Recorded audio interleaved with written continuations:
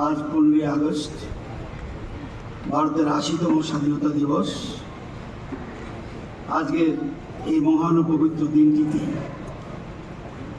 আমরা আমাদের স্বাধীনতা আন্দোলনের সেনানীদের শ্রদ্ধা জানাই, কৃতজ্ঞ চিত্তে শ্রদ্ধা নিবেদন করি সেই সকল দেশনায়ককে যারা 1947 সালের সেই বিবর্ণ ভারতবর্ষকে আজকের দিনের বর্ণময় ও প্রাণময় বিকশিত ভারতবর্ষ হিসেবে গড়ে তোলার চালিকা শক্তি হিসেবে কাজ করছে।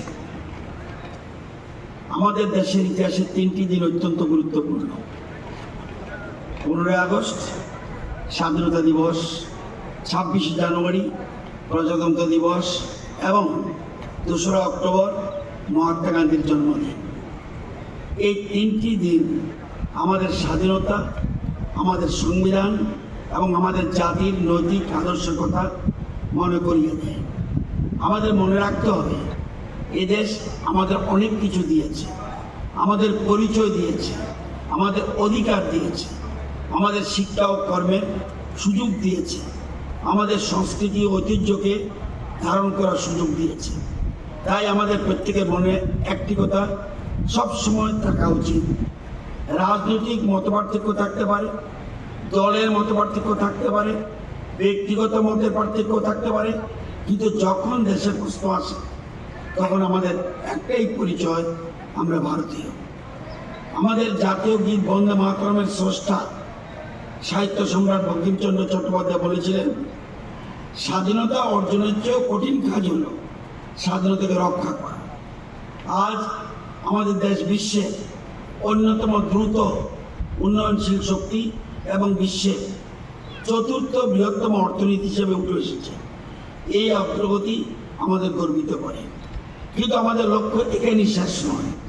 আমাদের স্বপ্ন ভারতকে বিশ্বের অন্যতম শ্রেষ্ঠ, শক্তিশালী, আত্মনির্ভর ও উন্নত রাষ্ট্র হিসেবে প্রতিষ্ঠা করা। আমাদের জাতীয় পতাকা তিরঙ্গা শুধু একটা কাপড়ের টুকরো নয়, এর সঙ্গে জড়িয়ে আছে কোটি কোটি ভারতবাসীর আবেগ, আত্মত্যাগ, স্বপ্ন ও গৌরব। আজকে যে ভারতবর্ষের মাটিতে আমরা দাঁড়িয়ে আছি, সে ভারতবর্ষ এক অন্য ভারতবর্ষ। বলা যায় আজকের ভারতবর্ষ এক অনন্য ভারতবর্ষ। ক্ষুধা, দারিদ্র আর বঞ্চনার বিবর্ণ এই দেশে একসময় স্লোগান উঠত, গরিবি হটাও। অনাহার ও অপুষ্টি শিকার হয়ে মৃত মানুষের সংখ্যা দেশ বিদেশের খবরের কাগজের সংবাদ শিরোনামে হিসেবে উঠে আসত। আভ্যন্তরীণ দুর্বলতার সুযোগ নিয়ে সাম্রাজ্যবাদী শক্তির সহজ টার্গেট হতো এই দেশ। কিন্তু সময় পাল্টেছে দেশ পরিচালনার শক্তি কেন্দ্র। দেশের উন্নয়ন ও অগ্রগমনে এসেছে উদার দৃষ্টিভঙ্গি। সেই আবহেই দেশ শাসনের মূল মন্ত্র হয়ে উঠেছিল সবকা সাথ সবকা বিকাশ।